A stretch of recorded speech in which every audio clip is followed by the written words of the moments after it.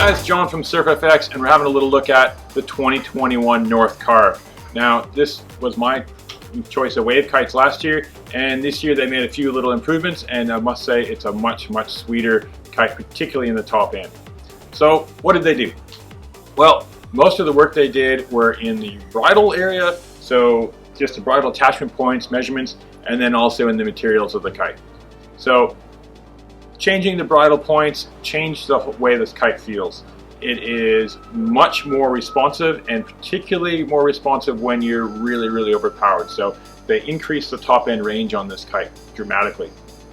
So you can be sheeted in and still have really good steering control, but more importantly, when it's really powered, it drifts really nicely. So I tend to ride fairly up a size in kite. I am a big guy, and yeah, being having the kite well powered, it really just drifts much nicer now. So the bridle changes, they also change a bit of the materials in the bridle. So you got a thinner line, it's a much more rigid line, so it doesn't have the kind of stretch. So it's really noticeable in the direct feel of the kite now. So that new attachment points really let the kite pivot much better.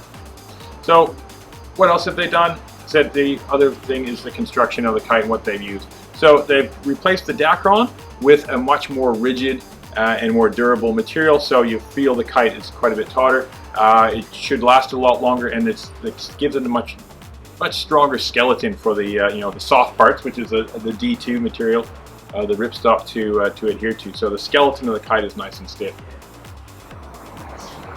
The Carve is just a really nice surf kite, and now having that little bit more top end control lets it boost a bit better too. So you can ride it quite lit and be launching and still have that nice feel when you're more sheeted in. North Carve is a fairly large leading edge front kite, which does a couple different things. It gives it that deeper profile to sit a bit further back in the window, so it drifts and makes it as a good kite in the surf. But that larger leading edge also keeps it afloat. So if you dump it in the surf, it stays up a lot easier. It doesn't sound like much, but when there's a wave coming behind you, it's nice to have it relaunch. And to help the relaunch, these kites have a little bit more rounded leading edge, and you can kind of see on the ground here. So when it is down, it doesn't really stick, it rolls off quite nice and neatly.